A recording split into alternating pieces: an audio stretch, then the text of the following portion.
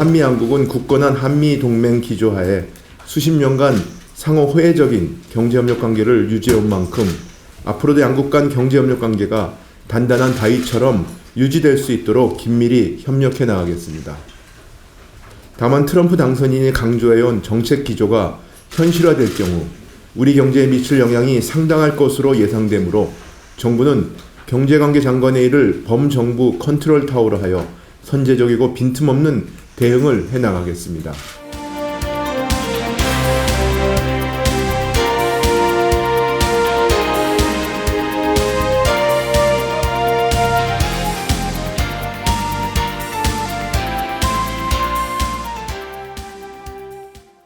네, 트럼프 2.0 시대 한국 경제에 미치는 영향 살펴보도록 할 텐데요.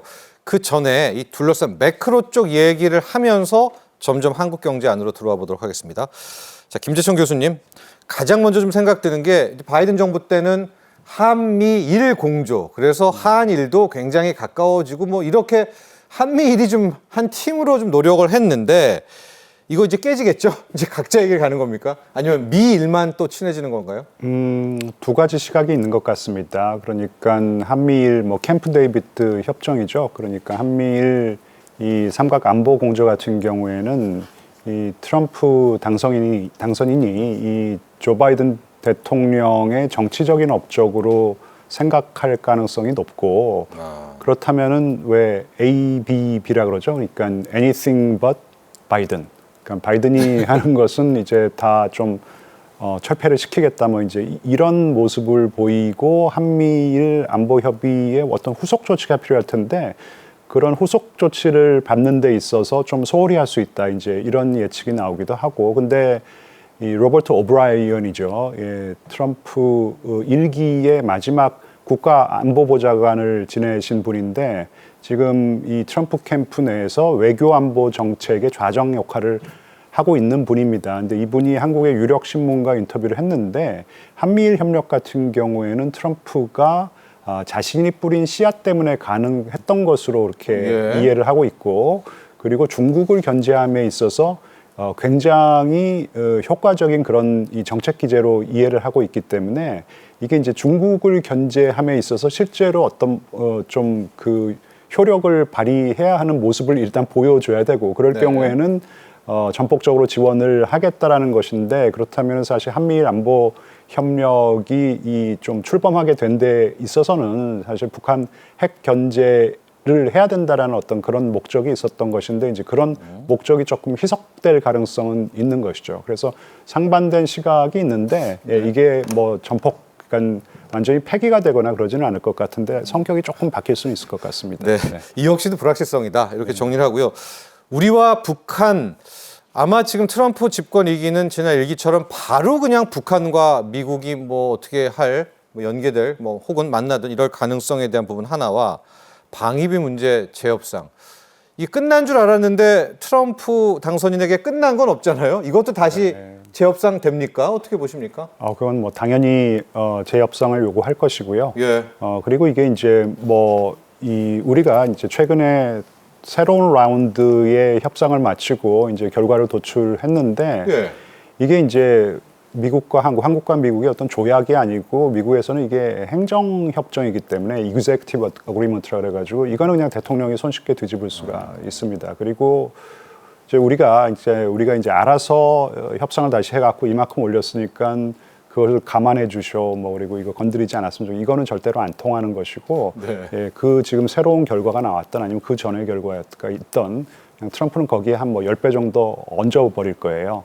근데 그게 이제 뭐 다 정말로 13조를 받겠다라는 것은 아닌 것 같고 이제 그게 이제 협상을 함에 있어서 호가를 부르는 것이고 그리고 이제 한국이 거기에 좀 뭐 긍정적인 답을 내놓지 않는다 그러면은 주한미군 철수라든지 연합훈련 축소 내지는 중단 이런 이 좀 카드를 들고 나와가지고 한국을 압박할 가능성도 있다고 생각합니다. 네, 북한 문제는 어떻게 될까요?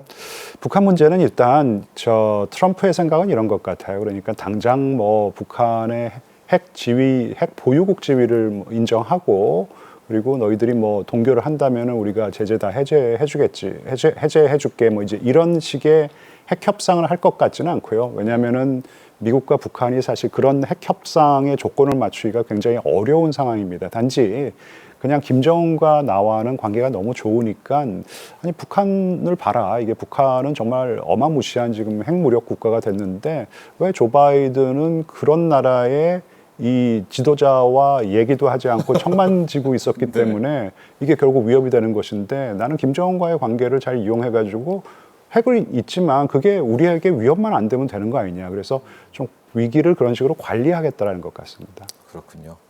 자, 트럼프 당선인은 이제 김정은 위원장이 자신을 그리워하고 있다 이런 얘기를 수차례 말합니다. 아마 미국인들도 그런 자신감 같은 것들을 좀 좋아하는 것 같아요. 그래가지고 아마 그런 게 이번 투표에도 좀 그러니까 이제 어필하지 않았나. 철저하게 자국 이익 위주인 것이죠. 그러니까 이게 이제 핵이라는 게 위협만 되지 않으면 되는 것이죠. 뭐 그걸 갖다가 비핵화라든지 알겠습니다. 이런 거에 너무 신경 쓰지 말자라는 것이죠. 자국 위주이기도 하지만은 자기 중심적인 것도 같아요. 자기 위주의 해석. 자, 권혁신 평론가, 앞서 관세 이야기 좀 했는데 이미 이제 관세를 폭탄 터뜨리게 되면 실은 당선된 첫날 독일 증시가 급락했잖아요. 우리도 피해갈 수 없고 이제 수출로 하는 국가들 다 힘든데 지금 부분은 이런 게 궁금한 것 같아요. 우리가 과연 협상을 통해서 우리나라만, 우리 한국 경제만 좀 예외가 될 수 있을까? 어떻게 보십니까? 이 관세 부분요? 사실 이 관세 부분은 저는 피해갈 수 없다라고 저는 생각을 하고 있거든요. 누구도요? 우리도? 네, 우리도 피해갈 수 없다라고 저는 생각해보고 있고 아까 말씀하신 것처럼 정말로 자국 우선주의고 보호무역주의고 사실 이제는 자국 내 이익만 보겠다라는 이제 기조가 이미 뭐 공약 안에 이제 포함되어 있기 때문에 그거에 대해서는 대비를 할 수밖에 없습니다. 그러다 보니까 우리나라가 이미 이제 대비를 좀 하고 있어요. 8월 달부터 사실상 이제 TF 미 대선 TF를 꾸려왔습니다. 정부는. 그래서 이제는 만약에 누가 되든 간에 어떤 후보가 대선에서 이기든 간에 우리 산업을 좀 피해를 최소화하고자 또한 우리의 국가적 이익을 누리고자 사실상 대비책을 좀 마련해 오고 있다라는 사실을 좀 말씀을 드리겠고요. 그래서 사실 이제는 최상무 부총리가 이런 얘기도 했습니다. 뭐 미국 대선 같은 경우에는 금융시장에 미치는 영향은 당장 있을 거다. 그래서 이제 당장 영향이 있겠지만 우리가 이제 잘 추스리고 우리가 관리를 잘 한다 그러면 우리나라 입장에서 좋은 쪽으로 유지할 수 있다. 이렇게 좀 해석을 할 수 있겠고 하지만 이제는 불편한 진실도 있죠. 우리나라가 실제적으로 이제 수출 우선주의다 보니까 수출에 대한 부분이 좀 고려되는 부분이 있습니다. 왜냐하면 아까도 말씀드렸다시피 중국과 미국이 우리나라의 최대 수출 국가이기도 한데 이게 한 40% 비중이 넘어가다 보니까요. 범위가 굉장히 크죠. 그래서 지금 보시면 아시겠지만 미국이 사실상 이런 무역 적자국 순위를 내리면서 보시면 아시겠죠. 우리가 한 8위 정도 되거든요. 그러니까 미국 입장에서는 사실상 이 나라들에 대해서 관세를 내릴 수밖에 없는 거죠. 그래서 관세를 올릴 수밖에 없는 거죠. 그러다 보니까 이제 중국이라든지 멕시코, 베트남, 독일 이런 나라들이 이제는 관세 폭탄을 맞을 가능성이 굉장히 크고 우리나라도 마찬가지죠. 이제 관세 폭탄을 맞는다 그러면 미국 입장에서는 역시나 관세를 통해서 자국 내 우선주의로 이제 이끌어갈 가능성이 굉장히 크다. 실제 우리나라가 또 최대 수출 국가 미국 아니겠습니까? 그래서 이런 부분도 사실상 아마 미국 입장에서는 글쎄요, 개인적 의견은 보기 싫지 않을까라는 생각을 해봐요. 그래서 이런 점들이 아마 좀 많이 무역적으로 바뀔 것 같다는 생각이 들어서 우리나라도 굉장히 준비를 철저히 할 수밖에 없는 영역이다라고 생각을 해보겠습니다. 이제부터 정부의 노력이 굉장히 비중이 클 것 같습니다. 요즘 주식시장에서 현대자동차 주가가 삼성전자도 빠지고 있지만은요, 끝모르게 계속 하락하고 있습니다. 아마도 이렇게 관세 폭탄 터지게 되면 우리 반도체, 자동차 큰 영향 받을 것을 좀 선반영하고 있는 그런 모습인데 어떤 식으로든 피해 가야죠. 또 트럼프는 협상의 달인이고 협상을 맞습니다. 좋아하니까요. 우리 정부의 또 많은 역할과 노력 필요할 것 같고요. 에너지 부분 보도록 하겠습니다. 트럼프 당선인은요, 이 지구 온난화에 대해서 사기다. 이건 거짓말이다. 석유와 석탄을 계속 써도 된다. 석유, 석탄 때문에 지구가 뜨거워진 건 아니다. 석유화학 업계, 가스 업계는 지금 희희낙낙 굉장히 좋아라 하는데 태양광 풍력은 또 어떻게 됩니까? 사실상 신재생 에너지 같은 경우에는 지금 시장에서는 굉장히 불확실성이 커졌다라고 이제 이야기를 하고 있습니다. 왜냐하면 바이든 행정부가 계속적으로 밀었던 것이 신재생 에너지고요. 덩달아서 우리나라의 태양광이라든지 풍력 이런 어떤 종목들이라든지 산업들이 굉장히 큰 각광을 받았는데 사실상 지금 이제 대선 트럼프 당선이 됐기 때문에 이런 부분이 굉장히 날개가 꺾일 가능성이 굉장히 크고요. 일단은 트럼프 당선 에디슨이 계속적으로 주장했던 것은 화석 연료였습니다. 네. 그래서 기본적으로 전통적 에너지의 회복이라고 보시면 되거든요. 그러다 보니까 아까 말씀드렸다시피 정달아서 이제 LNG선의 발주가 늘어나면서 조선주가 네. 또 뜨는 이런 어떤 관계까지 오게 되는데 어쨌든 간에 이제 에너지에 대한 관심들이 더 높아질 수밖에 없고 그렇게 된다 그러면 뭐 반사 이익을 누릴 수 있는 종목들도 이제 산업들도 나와갈 수밖에 없다라고 생각을 해봐요. 한 가지 또 본다 그러면 일단 에너지 가격이 이제 하향 안정화될 가능성은 분명히 큽니다. 셰일가스라든지 아니면은 사실상 이제는 뭐 미국에서 시추를 더 많이 한다 그러면 당연히 이제 석유 가격은 내려갈 수밖에 없고 지금 유전 개발을 안 했잖아요. 네, 근데 막 맞습니다. 하면은 이제 그렇죠. 떨어지죠. 떨어지겠네요. 그래서 우리는 조금 더 이제 에너지 수입에서 원활하게 수입을 할 수 있는 낮은 가격으로 수입할 수 있는 여력이 좀 생긴다라고 보시면 되겠고요. 하지만 이제 뭐 지정학적 리스크는 계속적으로 일어나다 보니까 뭐 불확실성은 그래도 여전하다라고 말씀을 드리겠습니다. 또 하나가 시장에 관심 있는 게 IRA 인플레이션 감축법인데 과연 이게 전면 폐지가 될까라는 부분이라고 봤을 때 지금 상황으로는 뭐 전면 폐지까지는 아니지만은 그래도 세액 공제 부분에 대해서는 어느 정도 변화가 일어날 것이다라는 게 시장의 전망치거든요. 네. 이런 점들도 아마 우리나라 정부에서도 아마 신경을 쓰고 있는 부분이지 않을까라고 저는 생각을 해보겠습니다. 그래서 지금 이제 나오고 있죠. 반도체 디스플레이 같은 경우에도 이제는 영역 뭐 아까 말씀드렸다시피 안 좋은 부분도 있겠지만은 또 반사 이익을 누릴 수 있는 이런 부분도 있겠고 자동차 2차 전지들은 안 좋죠. 사실상 첨단 제조 생산 세액 공제가 이게 축소될 가능성이 굉장히 크고요. 이런 부분 때문에 지금 뭐 자동차 2차 전지주 같은 경우는 굉장히 안 좋았던 흐름을 이어지고 있고요. 에너지는 아까 말씀드렸습니다. 이런 부분도 이제 눈여겨 보셔야 되는데 그래서 사실 이렇게 트럼프 대통령 재선으로 인해서 한국 산업의 지형이 좀 한순간에 이렇게 바뀌어질 수 있는 분위기가 지금 만들어졌다는 것. 그러니까 한마디로 결론적으로 보면 변동성이 굉장히 심해졌다라고 말씀을 드리겠습니다. 마지막으로 우리 정부가 이미 이거에 대해서 이제 대응을 하고 있다는 부분은 좀 말씀을 드리겠습니다. 쪽에서 좀 볼게요. 이 반도체법, 칩스법입니다. 반도체 산업 지원법. 바이든 정부는 미국에 투자를 하고 공장 들어오면 일정 부분을 세액 공제로 좀 돌려주기로 해서 우리가 막대하게 투자 계획 세우고 이미 땅 파서 공장도 짓고 있단 말입니다. 근데 이것도 트럼프 2기에서 대통령 뭐 행정명령 등으로 바꿀 수가 있다면 이거는 정말 큰일 아니에요?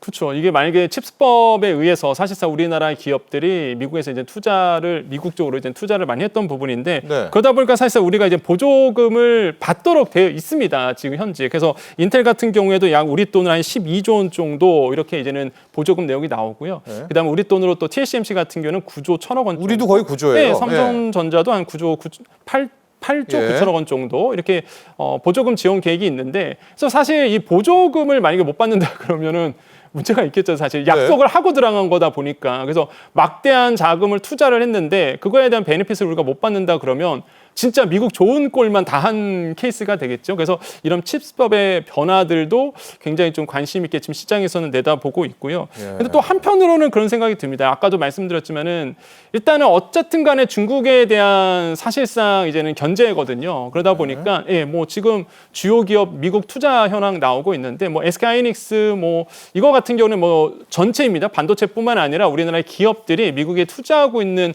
전체인데 보시면 딱 나오죠. 반도체와 그다음에 2차 전지 줍니다. 그래서 2차 전지들이 회사들이 이렇게 많이 투자를 한 상태고 그다음에 반도체도 투자한 상태고.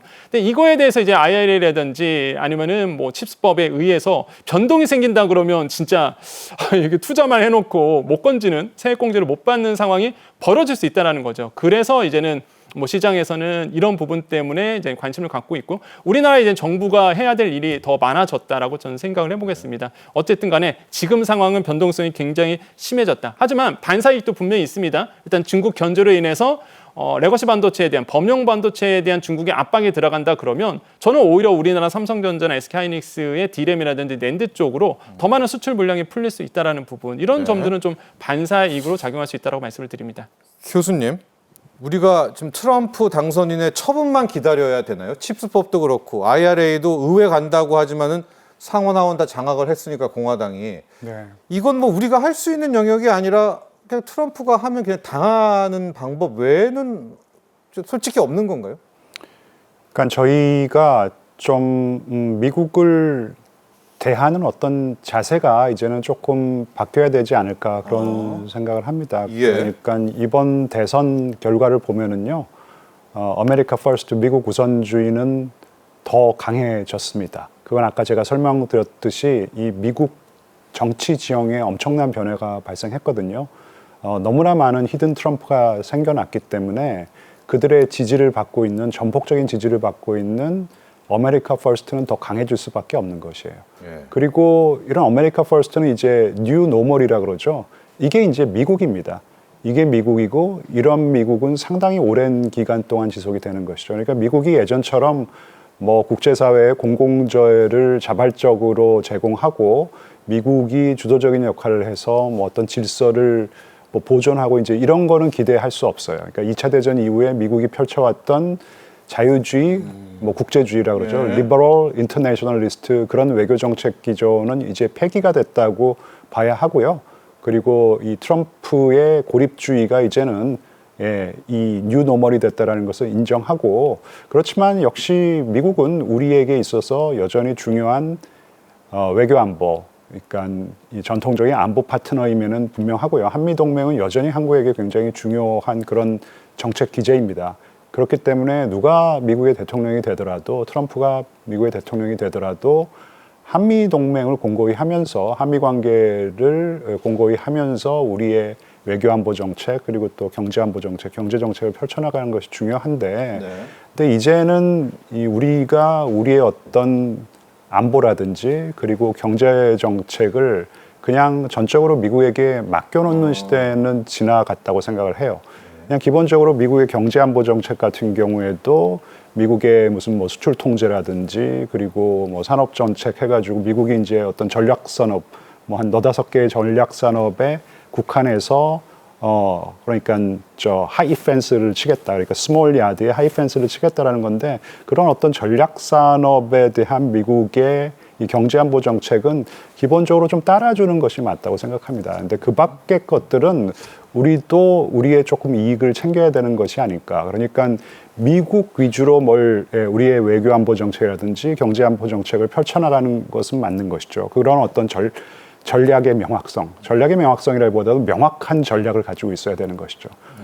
그런 명확한 전략을 펼쳐나감에 있어서는 전략적인 유연성이 필요하다고 생각합니다. 그러니까 우리도 그게 지금 미국의 핵심 동맹국이라고 할 수 있는 뭐 일본도 그렇고 그리고 유럽의 나토 동맹 같은 경우에도 이런 전략적인 유연성을 발휘하고 있으니까 우리도 충분히 이제 그런 전략적인 유연성을 발휘할 수 있는 여지가 있다고 생각하기 때문에 자강해야 합니다. 자강. 제가 어릴 때는 미국이 세계 경찰 국가다. 뭐 대학교 때는 세계 자유무역의 이 심판자가 미국이다. 방금 우리 교수님이 얘기했지만은 그 미국은 이제 옛 미국입니다. 옛날 미국이고요. 자강 이야기해 줬어요. 우리 살 길 이제 우리가 찾아야 되고 미국도 또 하나의 게임 플레이어입니다. 아주 일부는 우리가 지켜주되 우리의 살 길, 우리의 먹거리, 우리의 외교 정책은 우리가 또 나아가야 돼. 그럴 시대가 왔다. 이런 제언해 주셨습니다. 우리 권혁중 평론가도 마지막으로 한국 경제 정책 너무 지금 우리가 미국은 우리 편 들어줄 거야 이러면 안 되겠어요. 우리도 독하게 맘먹어야 되겠습니다. 저는 좀 제안하고 싶은 게 예. R&D 투자에 대한 부분을 좀 늘려야 된다는 생각을 많이 할게요. 결국에는 이런 어려운 싸움에서 이겨낼 수 있는 거는 우리나라의 기술력이라고 생각하거든요. 근데 그러다 보니까 사실상 내부 문제가 좀 빨리 해결이 돼야 된다. 그래서 국회에서 너무 싸우지만 말고 사실상 이제 우리나라의 국력을 키우기 위해서 특히 이제 기술 개발을 하기 위해서 한 팀으로 코리아 원팀으로 좀 뭉쳐줄 필요가 이제는 있어 보인다. 그래서 이런 걸 통해서 이제는 변화되고 있는 국제 정세에 잘 대응할 필요가 있다라고 말씀을 드립니다. 네, 좋습니다. 자, 과거의 큰형님이었던 미국이 이제는 좀 많이 위상이 달라질 것으로 보입니다. 트럼프 집권 2기 때는 정말 많은 변화가 있을 것 같은데 자, 오늘 이 시간 트럼프 집권 2기의 정책, 외교, 또 경제 부분까지도 함께 짚어봤습니다. 도움 말씀 주신 김재천 서강대 국제대학원장, 권혁중 경제평론가 여기서 보내드리죠. 오늘 감사합니다. 감사합니다.